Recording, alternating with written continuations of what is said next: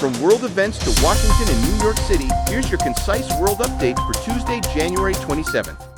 North Korea fired multiple ballistic missiles toward the sea on Tuesday, as Washington and Seoul hold talks on reshaping their defense posture toward Pyongyang. Israel said it had recovered the body of the final hostage taken into Gaza, clearing the way for the reopening of the territory's only international border crossing and removing a key obstacle that had stalled a fragile peace deal. China's investigation into one of its most senior generals is pushing President Xi Jinping's long-running anti-corruption campaign into his innermost circle, underscoring that even close personal ties offer little protection when questions of loyalty to the party leadership arise. Judges at the International Criminal Court ruled on Monday that former Philippine President Rodrigo Duterte is fit to stand trial, clearing the way for proceedings that had been delayed over concerns about his health. U.S. Border Patrol Commander Gregory Bovino and some of his agents are expected to leave the Minneapolis area in the coming days, as federal, state, and local leaders move to de-escalate tensions following a fatal shooting by a Border Patrol agent. A massive winter storm swept across much of the United States over the weekend, blanketing large areas with snow and ice, knocking out power to nearly 600,000 homes, rendering many roads impassable, and forcing thousands of flight cancellations. Investigators will detail the causes of the deadliest plane crash on American soil since 2001, when they hold a public hearing Tuesday on the collision between a commercial airliner and an Army helicopter near Washington that killed 67 people.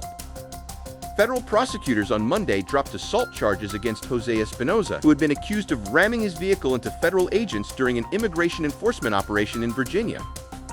More than half of House Democrats are now backing a resolution to impeach Homeland Security Secretary Kristi Noem following the latest fatal law enforcement shooting in Minneapolis. Representative Tom Suozzi of New York told constituents on Monday that he had failed in casting that vote for DHS funding.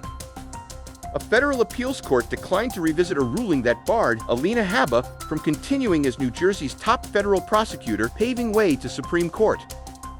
President Donald Trump said on Monday that the U.S. Department of Justice is investigating Representative Ilhan Omar, a Democrat from Minnesota.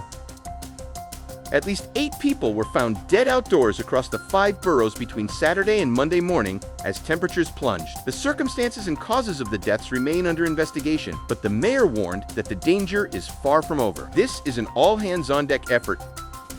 A retired NYPD officer was among at least 2 people who died while shoveling snow during the powerful winter storm that swept through the tri-state area. Governor Kathy Hochul's budget proposal preserves a landmark criminal justice reform, diffusing concerns that she would roll back a law that raised the age of criminal responsibility and sparing her a clash with progressive Democrats ahead of her re-election bid. 2 Democratic candidates seeking to challenge Republican Representative Mike Lawler in New York's Hudson Valley suburbs now say they would welcome an endorsement from New York City Mayor Zoran Mamdani after previously avoiding the question. Unidentified vandals smashed several headstones at the Jewish cemetery of Les Corts in Barcelona, an incident Israel's foreign ministry linked to what it described as the Spanish government's anti-Israel campaign.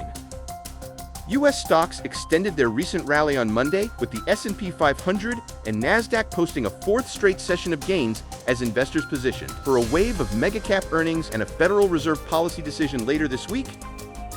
The build-to-rent sector is explicitly exempt from Trump's executive order, restricting large investors from purchasing homes. These developers construct entire neighborhoods of new single-family houses with the sole purpose of renting them out. From the Middle East to Wall Street, you're up to date.